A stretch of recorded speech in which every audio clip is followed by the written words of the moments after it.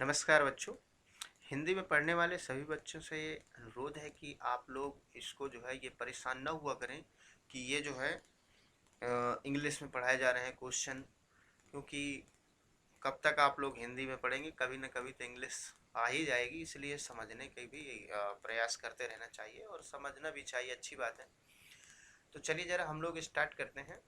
Exercise NCERT की 10.1 आज ले रहे हैं और इसमें से हम आप लोगों को कुछ क्वेश्चन कवर करके दिखाएंगे और आप लोग भी इसमें सहयोग करेंगे, क्योंकि कुछ क्वेश्चन आप लोगों को ओरली समझा करके छोड़ देंगे, क्योंकि कुछ क्लास 10 से रिलेटेड है और कुछ क्वेश्चन आप लोगों को जो है हम पूरे तरह से सॉल्व करके समझाएंगे। जो क्वेश्चन में हम लोग समझेंगे कि इसमें बहुत अच्छा कॉन्सेप्ट बेस है, कुछ अच्छी चीज़ें मिलने वाली है, उसको हम कंप्लीट सॉल्व करेंगे, नहीं बाकी आप लोगों को समझा करके छोड़ दिया जाए। जिसमें से देखिए पहला क्वेश्चन हम उठाते हैं, एक्सरसाइज 10.1 है। अगर आपके पास बुक है तो आप उससे भी हेल्प ले सकते हैं। इसमें से जो ये पहला क्वेश्चन बोल रहा है, कह रहा है कि draw a quadrilateral in Cartesian plane. आपको एक चतुर्भुज बनाना है एक्स वाई तल पर, अर्थात जो निर्देशांक द्विविमीय तल होता है, और उस चतुर्भुज के वर्टेक्स दे रहा है। क्वाड्रिलेटरल के वर्टेक्स हैं -4,5, 0,7, 5,-5 और -4,2। बच्चों इसमें से उसके बोलने का मतलब ये है कि आप लोग एक एग्जैक्ट फिगर बनाएं। मालूम है कि आप लोगों के पास इतना टाइम नहीं रहता कि एग्जैक्ट बनाते रहें, तो आप लोग यहाँ पर एक काम करेंगे। एग्जैक्ट बनाने के लिए बोल रहा है तो आप लोग इस प्रकार से कोऑर्डिनेट एक्सिस ले लेंगे, जिसमें से एक्स एक्सिस है और वाई एक्सिस है। तो ये जो एक्स एक्सिस और वाई एक्सिस आप लोगों ने लिया है, एक्स एक्सिस है वाई एक्सिस है, आप लोग इस पर जो है नंबर डाल लेंगे। ओरिजिन है 0 है, और सारे नंबर डाल करके एक चतुर्भुज बना सकते हैं। और उसके बाद फिर आप लोगों से कह रहा है इसका एरिया भी फाइंड करो। तो आप लोग ये तो जानते ही होंगे कि एरिया के लिए जो फार्मूला होता है 1/2 x1 y2 - y3, वही 23, 31, 12 जो आप लोग कहते हो। तो उससे हम लोग जो है क्या करेंगे कि एरिया निकालेंगे। लेकिन आप लोगों को मालूम है कि ये चतुर्भुज है, लेकिन कोई बात नहीं, अगर ये चतुर्भुज है तो इस चतुर्भुज को हम लोग दो त्रिभुजों में बांट करके, यानी कोई एक विकर्ण मिला लिया जाएगा और उस विकर्ण से ये जो चतुर्भुज आप लोग देख रहे हो, इसमें से हम लोग जो है विकर्ण मिला लेंगे। और जैसे मान लेते हैं कि हम लोगों ने एक इसका विकर्ण मिला लिया, नाम और इसका जो है आप लोग ये सब कर सकते हैं। विकर्ण मिलाने के बाद ये दो त्रिभुजों में बढ़ जाएगा, और जब ये दो त्रिभुजों में बढ़ जाएगा तो आप लोग इसका एरिया आराम से निकाल सकते हैं। तो जैसे मान लेते हैं हम थोड़ा सा यहाँ पर काम कर ही देते हैं। जैसे एक पॉइंट है, मान ले दे रहा है -4,5, और बी पॉइंट है 0,7, और सी पॉइंट आप लोगों को दे रहा है 5, ये सी पॉइंट है 5, -5, और इसके बाद जो डी पॉइंट मान लेते हैं -4,2। तो सबसे पहले आप एरिया निकाल लेंगे, area triangle A B D, जो ये वाला आप देख रहे हो। फार्मूला अप्लाई करेंगे त्रिभुज के क्षेत्रफल वाला, और फिर निकाल देंगे इसको, और दोनों को जोड़ दिया जाएगा तो ये निकल के आंसर आ जाएगा।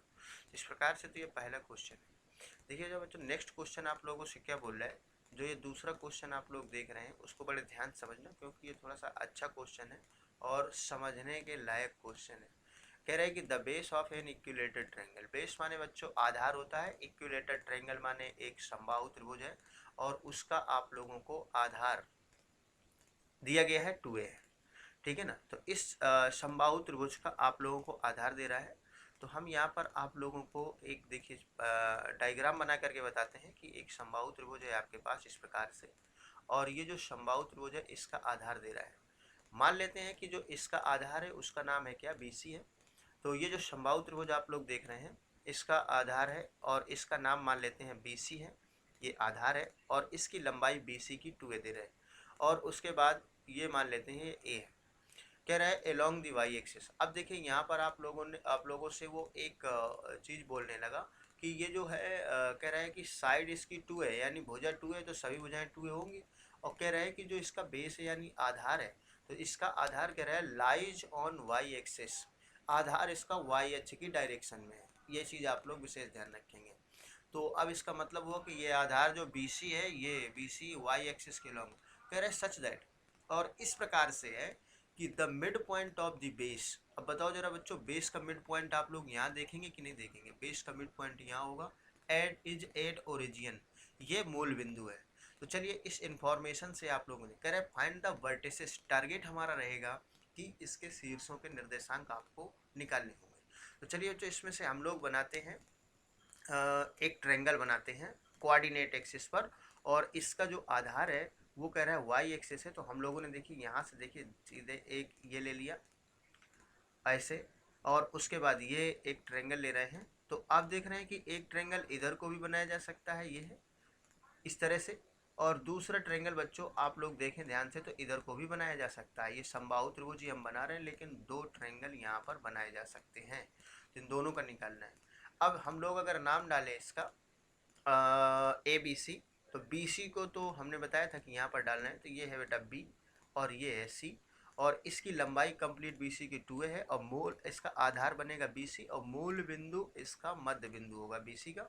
तो सिंपल सी बात है, अगर बी सी का मान अगर 2a है, बी सी इक्वल टू बताओ अगर 2a है, तो आप ही बताइए जो ये ओ है ओरिजिन है, तो ओ बी इक्वल टू कितना हो जाएगा ए, और इसी प्रकार से ओ सी इज इक्वल टू हो जाएगा ए, और यहाँ का आप लोगों को ये साइड मालूम है कितनी है 2a है, यानी इसको हम लोग ए डाल दें, तो A C equal to 2a है। और ये तो अब हम लोगों को टारगेट जो था हमारा वर्टिसेस ऑफ ट्रायंगल ये निकालना था, शीर्षों के निर्देशांक। तो बी का तो सिंपल आ गया, बी का हो जाएगा कितना 0, और सी का हो जाएगा 0, -a। अब बचेगा ए का, तो ए का निकालने के लिए आप लोगों को बता दें कि आपको ये वाली डिस्टेंस निकालनी होगी, ओ से लेकर के ए तक की दूरी निकालनी होगी, जो कि आप जानते हैं कि ये एक समकोण त्रिभुज है। इसमें पाइथागोरस प्रमेय हम लोग लगाएंगे, तो ये हो जाएगा बच्चों पाइथागोरस प्रमेय जब अप्लाई करेंगे तो A C square equal to, यानी कर्ण का स्क्वायर, हाइपोटेनस का square is equal to O C square plus O A square, O A square. A C का वैल्यू आप लोगों को दे रहा है 2a, तो ये हो जाएगा 2a स्क्वायर, और ओ सी का वैल्यू आप लोगों के पास है a, ये हो जाएगा a स्क्वायर, और प्लस ये हो जाएगा ओ ए स्क्वायर। तो यहाँ से हो जाएगा 4a square minus a square equal to O A square. अब आप लोग जानते हैं कि यहाँ से ओ ए की वैल्यू कितनी आ जाएगी, हम डायरेक्ट कर दें, 3a स्क्वायर बचेगा, तो √3a बन जाएगा। अर्थात ये जो ओ ए भुजा है, तो ओ ए साइड जो आप लोगों को मिल रही है, ये √3a आ जाएगा। तो इसका मतलब इसका निर्देशांक बनेगा √3a, 0। इसी प्रकार से सेम बिल्कुल यहाँ बनेगा -√3a, कितना 0। ये बच्चों ये क्वेश्चन है, आप लोगों को शीर्षों का निर्देशांक निकालना था, तो ये आप लोगों ने निकाल लिया। अब चलते हैं जरा नेक्स्ट क्वेश्चन हम लोग जो है टारगेट करते हैं। नेक्स्ट क्वेश्चन आप लोगों को क्या दे रहा है, तो यहाँ से नेक्स्ट क्वेश्चन हम लोग सबसे पहले पढ़ते हैं, उसके बाद फिर हम लोग जो है इसको क्या करेंगे, सॉल्व करेंगे। कह रहा है कि फाइंड ये भी बहुत अच्छा क्वेश्चन है, लॉजिकली है। कह रहा है फाइंड द डिस्टेंस बिटवीन, अर्थात दो बिंदु आपके पास हैं, एक P है जिसका निर्देशांक x1, y1 दिया है, और दूसरा आपके पास Q है जिसका निर्देशांक आप लोगों को दिया है x2, y2। बच्चों इसमें से आप लोगों को बता दें, एक काम आपको करना है, सबसे पहले एक कोऑर्डिनेट एक्सिस हम लोग तैयार करेंगे। आप देख रहे हैं कि ये जो कोऑर्डिनेट एक्सिस है हमारे पास, x एक्सिस और y एक्सिस है, और ये जो कोऑर्डिनेट एक्सिस आप लोगों ने तैयार किया है, तो ये कोऑर्डिनेट एक्सिस में हम लोगों ने एक x एक्सिस लिया है और एक क्या लिया है, y एक्सिस लिया है। मान लेते हैं बच्चों ये है x एक्सिस और ये y एक्सिस है। तो अब देखिए जरा क्वेश्चन बोल क्या रहे, कह रहा है कि find the distance between P Q. तो दो पॉइंट है हमारे पास, एक पॉइंट है P और एक पॉइंट है Q। P का कोऑर्डिनेट है x1, y1, और Q का कोऑर्डिनेट है x2, y2। पूरा क्वेश्चन समझेंगे, और उसके बाद कह रहा है कि व्हेन, जब कह रहा है P Q is parallel to the Y axis. अब पी क्यू किसके पैरेलल है, वाई एक्सिस के है।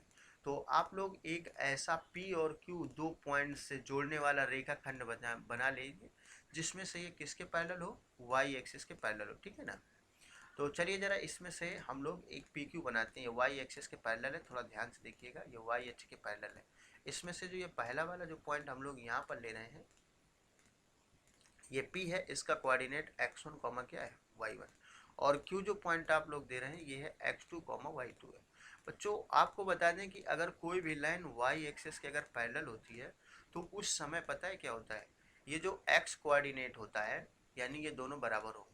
तो यहाँ पहला जो केस आप लोगों को दे रहा था कि व्हेन, यानी जब क्या हो, P Q is parallel to, P Q जो है किसके, पी क्यू समांतर है किसके, वाई एक्सिस के, ऐसे पी क्यू वाई अक्ष के समांतर है, यानी पैरेलल टू एक्सिस है। वाई अक्ष के अगर समांतर होगी तब आप लोग ने, तब क्या हो जाएगा, ये कंडीशन निकलेगी x1 बराबर x2, यही इसमें लॉजिक और अच्छी बात है।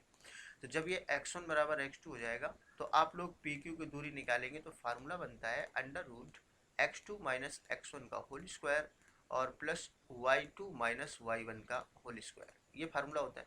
अब इसमें बताइए जब x1 बराबर अगर x2 होगा तो उस समय जो ये PQ आएगा तो PQ क्या निकल करके आएगा, PQ की वैल्यू जो निकल करके आएगी ये आ जाएगी under root y2 minus y1 का होल स्क्वायर। बच्चों आप लोगों को एक चीज़ बता दें, बड़े ध्यान से देखिएगा, ये नहीं है कुछ, तो इसमें से एक चीज़ आप लोगों को बता देते हैं कि कभी भी अंडर रूट अगर एक्स स्क्वायर होता है तो उसकी वैल्यू मॉड एक्स होती है, ये बात ध्यान रखिएगा, सभी बच्चे याद रखेंगे। तो यहाँ पर है अंडर y2 माइनस y1, तो ये हो जाएगा mod of y2 minus y1, इसका क्या हो जाएगा, आंसर हो जाएगा।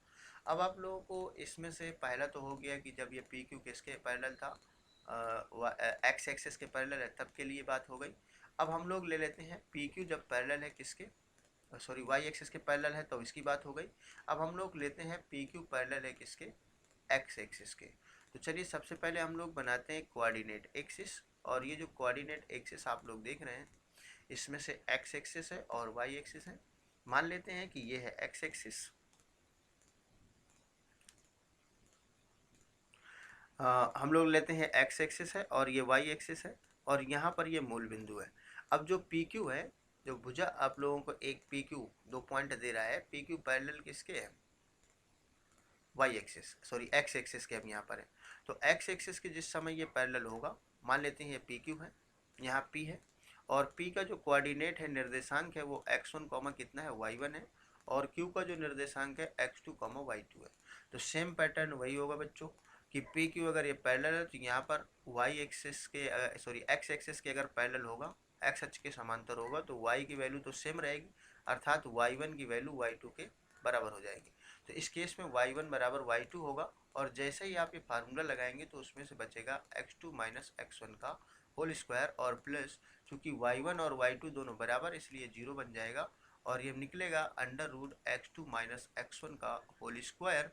और आपको अभी बताया था कि अगर मान लीजिए कि अंडर रूट एक्स स्क्वायर का भी निकालते तो इसकी वैल्यू मॉड ऑफ एक्स होती है, तो इसकी वैल्यू हो जाएगी mod of x2 minus x1। इस प्रकार से दूसरा क्वेश्चन है। इसके बाद जो नेक्स्ट क्वेश्चन है आप लोगों को दे रहा है, देखिए जरा नेक्स्ट क्वेश्चन क्या रहा है, इसको हम लोग पढ़ते हैं सबसे पहले। नेक्स्ट क्वेश्चन हमारे पास है, कह रहा है कि find a point on x axis, x अक्ष पर एक बिंदु निकालना है, equi distance from the point 7,6 and 3,4। मतलब एक्स अक्ष पर बच्चों एक ऐसा बिंदु निकालना है जो कि क्या हो, एक्स अक्ष पर आप लोगों को एक ऐसा पॉइंट निकालना है जो कि एक दिए गए बिंदु से क्या है, समदूरस्थ है। तो चलिए जरा एक्स अक्ष पर एक पॉइंट की बात करते हैं सबसे पहले। तो एक्स अक्ष पर बताइए बिंदु किस हिसाब का होता है। एक्स अक्ष पर अगर आप लोग जैसे मान लेते हैं कि हमारे पास एक कोऑर्डिनेट एक्सिस है जिसमें से एक एक्स एक्सिस है और एक क्या है, वाई एक्सिस है। तो ये हमारा जो है ये वाई एक्सिस हो गया, और इसमें से एक्स एक्सिस आप लोग और ले लेते हैं, चलो तो इसको लिख लेते हैं, एक्स एक्सिस है, मान लेते हैं कि ये है एक्स एक्सिस, ठीक है ना, ये एक्स एक्सिस है और ये है वाई एक्सिस। तो कह रहा है एक्स एक्सिस पर पॉइंट होना चाहिए। तो बच्चों यहाँ पर जो सबसे इम्पोर्टेंट चीज़ है वो ये है कि एक्स अक्ष पर अगर किसी कोई पॉइंट आप लोग लेते हो, ये एक्स एक्सिस है, तो उसमें से h कॉमा 0 टाइप का होता है, अर्थात एक्स अक्ष पर रहने वाले पॉइंट का केवल भुज होता है और कोटि 0 होती है। मतलब एब्सिसा तो होगा लेकिन इसके जो है ये 0 होगा, कौन, ऑर्डिनेट। तो बच्चों एक 7,6 है, तो आप अप्रोक्सीमेशन यहाँ पर ले लेते हैं, पॉइंट ये 7,6 है, और दूसरा पॉइंट है 3,4। तो अप्रोक्सीमेशन हम लोग यहाँ पर ले लेंगे, कोई ज़रूरी नहीं है, ये 3,4 है और ये 7,6 है। तो ये पॉइंट जो है इससे इक्वी डिस्टेंस है, ए लिया है, इसको हम लोग ले लेते हैं बी पॉइंट, और ये वाला जो पॉइंट ले लेते हैं हम लोग, माना कि ये पी है, ठीक है ना। तो इससे दूरी इसकी बराबर है, जो ये 2 पॉइंट दिए गए हैं, अर्थात ए पी अगर आप लोग निकालेंगे तो ए पी की जो डिस्टेंस है ए से लेकर के पी तक की डिस्टेंस, ये बराबर है पी से लेकर के बी तक की डिस्टेंस के। अब दिख नहीं रही तो उससे मतलब नहीं है, अब कौन सा एग्जैक्ट बना रहे हैं तो सही दिखेगी, तो आप अपने हिसाब से इस पॉइंट को यहाँ कहीं ले लेंगे, यहाँ पर यहाँ पर अगर ले लिया जाए तो फिर ये जो है लगभग बराबर दिखेगा। तो अब ये बराबर है तो बेटा सबसे पहले हम लोग क्या करने वाले हैं कि पहले AP निकालेंगे। AP के लिए आप लोग फार्मूला यूज करेंगे वही x2 माइनस x1, तो इसको मान लेंगे हम लोग x1 y1 है और ये क्या मान लेंगे x2 y2 है। तो x2 माइनस x1 का होल स्क्वायर अर्थात मतलब 7 माइनस h का क्या हो जाएगा होल स्क्वायर और प्लस हो जाएगा 6 माइनस 0 होल स्क्वायर। और उसके बाद आप लोग पी भी निकाल लेंगे, इसमें फार्मूला वही लगाएंगे और इस केस में आप लोग यहाँ पर x2 y2 इसको मान लेंगे। तो x2 माइनस x1 हम लोगों को मिल जाएगा x मतलब 3 है तो 3 माइनस h का होल स्क्वायर है और उसके बाद प्लस 4 माइनस 0 का होल स्क्वायर। अब आप लोग यहाँ पर AP बराबर PB करेंगे और AP बराबर PB करने से x की जो वैल्यू आएगी h की जो वैल्यू आएगी यहाँ पर एक भी वैल्यू आ सकती है, दो भी आ सकती हैं। तो अगर दो आएंगी तो पहले h कॉमा और फिर जो वैल्यू आएगी वो 0 एंड फिर h कॉमा जो दूसरी वैल्यू होगी 0। ये पॉइंट इस तरह से आप लोग लिख देंगे, ठीक है ना। इसके बाद फिर आप लोगों से देखिए जरा नेक्स्ट क्वेश्चन क्या बोल रहा है। नेक्स्ट क्वेश्चन अच्छा है और ये 11th लेवल का क्वेश्चन है। अभी तक तो ये जो चल रहे थे तो उसमें से हाई स्कूल लेवल के क्वेश्चन थे, फिर भी रिवाइज करके ही आगे बढ़ता है। NCERT की एक खासियत है कि हर एक टाइप का क्वेश्चन आप लोगों को देखने को यहाँ पर मिलता है। देखिए जरा नेक्स्ट क्वेश्चन आप लोगों से कह रहा है कि find the slope of A line, मतलब एक रेखा की प्रवणता निकालनी है। ये find the slope of A line which passes through the origin, एक ऐसी सरल रेखा की प्रवणता निकालनी है जो कि कहाँ से होकर के जाती है, मूल बिंदु से होकर के जाती है। तो सबसे पहले हम आप लोगों को यहाँ पर एक डायग्राम बना करके दिखाएंगे। ये सारे डायग्राम जो है पुराने हैं, इनको हम लोग हटा देते हैं, कंफ्यूजन में ना आ जाए कुछ बच्चे। देखिए जरा यहाँ पर हम लोग एक कोऑर्डिनेट एक्सिस लेते हैं, x एक्सिस और y एक्सिस, इसको भी हटाया। x एक्सिस और y एक्सिस कोऑर्डिनेट एक्सिस हम लोग ले लेंगे और उसके बाद समझेंगे कि ये सवाल बोल क्या रहा है। इसमें से एक है हम लोगों के पास x एक्सिस, मान लेते हैं कि ये है x एक्सिस और दूसरा है ये y एक्सिस। तो x एक्सिस और y एक्सिस आपके पास है और ये है मूल बिंदु। तो सवाल ये बोल रहा है कि find the slope of A line, मतलब एक सरल रेखा की आप लोगों को क्या निकालनी है, प्रवणता निकालनी है। कह रहा है which is passes through origin, condition क्या है, ये मूल बिंदु से होकर के जाती है। अब समझिए जरा ध्यान से, मूल बिंदु से होकर कह रहा है एंड मिड पॉइंट, और उसका जो मध्य mid point of the line segment joining P है 0,-4 और इसके बाद B है 8,0। तो सबसे पहले बच्चों ये पॉइंट हम लोग डाल लेते हैं, P कहाँ होगा और ये जो है कहाँ, 0,-4। तो आप लोग जानते हैं कि 0,-4, बताइए जरा कहाँ पर होगा ये पॉइंट। आप लोग अगर सोच रहे हो कुछ तो बताइए ये पॉइंट कहाँ होगा 0,-4। हमें लगता है कि ये y एक्सिस की नेगेटिव डायरेक्शन में होगा 0,-4, क्योंकि y नेगेटिव चला है -4 और ये जो पॉइंट है ये P है। दूसरा पॉइंट है 8,0, तो हमें लगता है कि ये 8,0 यहाँ कहीं होगा और दूर भी हो सकता है ये 8,0। ये कह रहा है कि line segment joining the point, line segment का मतलब बच्चों रेखा खंड से होता है और ज्वाइनिंग द पॉइंट इन दोनों को जोड़ने वाले बिंदुओं का रेखा खंड जो मिलेगा। तो आप लोग जोड़ दीजिए भाई इन दोनों बिंदुओं को। चलिए जरा जोड़ लेते हैं। ये देखिए ये है लाइन सेगमेंट P और Q, ठीक है ना। P B है, इसको B बोल रहा है, तो अगर इसको B बोल रहा है तो हम भी B बोल देंगे। अब देखिए जरा कह रहा है कि find the slope of A line, अब यहाँ से चलेंगे हम लोग, प्रवणता निकालेंगे, passes through the origin and mid point of the line segment, मतलब जो ये PB है इसके मिड पॉइंट से जाती है, ओरिजिन से भी जाती है और इसके मिड पॉइंट, तो मान लेते हैं मिड पॉइंट है इसका जो है हम लोगों ने ले लिया, अपने हिसाब से ले सकते हैं। मिड पॉइंट ये देख रहे हो ये A ले सकते हैं। तो यहाँ से जाती है, मूल बिंदु से लाइन जाती है और यहाँ से जाती है, उसी की प्रवणता निकालना है आप लोगों को। तो चलिए जरा एक लाइन हम लोग लेते हैं जो कि मूल बिंदु से भी जाएगी और इसके ये जो मिड पॉइंट है इससे भी ये जाएगी। तो देखिए जरा ये जो लाइन है, सॉरी, इसके मूल बिंदु से भी जाएगी और यहाँ से भी जाएगी। ये देखिए अभी नहीं जा रही है तो अब जा रही है, इसकी निकालना है। तो आप लोगों को पता है कि मूल बिंदु जो होता है, मूल बिंदु का जो कोऑर्डिनेट है वो होता है 0,0, और अगर A का आप लोग देखें तो निकाल सकते हो, A का हम लोग निकालेंगे। तो चूंकि ये PB का क्या है, मध्य बिंदु है, तो यहाँ पर लेंगे, चूंकि जो ये A है, A P बी का मध्य बिंदु है, ए इज मिड पॉइंट। आप हमारे साथ बने रहिए, आपको अंग्रेजी में भी सिखा देंगे। क्योंकि A is mid point of PB. अगर ये पीबी का मध्य बिंदु है, पीबी, तो मध्य बिंदु के फार्मूला से आप लोग ए का कोऑर्डिनेट निकाल सकते हैं, जो कि होता है x1 प्लस x2/2 और कॉमा y1 प्लस y2/2, ये होता है। तो बच्चों यहाँ पर हम लोग एक काम करते हैं कि ए का कोऑर्डिनेट बहुत जल्दी से निकालते हैं। इसको मान लेते हैं कि ये x1 y1 है और ये मान लेते हैं x2 y2 है। तो x1 प्लस x2 अर्थात 0 प्लस 8/2 और इसके बाद हो जाएगा -4 प्लस 0/2 आ जाएगा। तो ए का कोऑर्डिनेट आपके पास आ चुका है, ये हो जाएगा 4, -2। ये जो ए 4, -2। अब ये 4, -2 और ये मिल जाएगा। तो दो बिंदु आप लोग याद करिए, पुराने वीडियो जो रेगुलर बच्चे देख रहे हैं उनको बताया गया था और प्रूफ भी किया था फार्मूला। हमारी आदत है भाई, प्रूफ करे बिना हम आगे बढ़ते नहीं है। तो अगर दो पॉइंट है, एक x1, y1 है और दूसरा x2, अगर y2, दो पॉइंट लेते हो तो इनसे जाने वाली लाइन की जो प्रवणता होती है वो m बराबर फार्मूला बनता है y2 minus y1 upon x2 minus x1। तो बताइए जरा, यहाँ से अगर हम लोग इसको मान लेते हैं x1 y1 इसको ले लेते हैं और इसमें से x2 y2। एक सवाल कितने सारे x2 y2 ये सवाल है, लेकिन ध्यान रखना पड़ता है स्टेप बाय स्टेप। तो y2 है बच्चों -2 -0 अपॉन x2 है 4 -0 अर्थात ये जाएगा -1/2। ये क्लास 11th लेवल का क्वेश्चन है, ठीक है ना।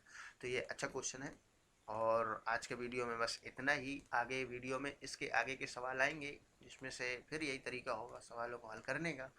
आप लोग पढ़ते रहिए, समझते रहिए, घर बैठे होमवर्क करते रहिए। Thanks for watching.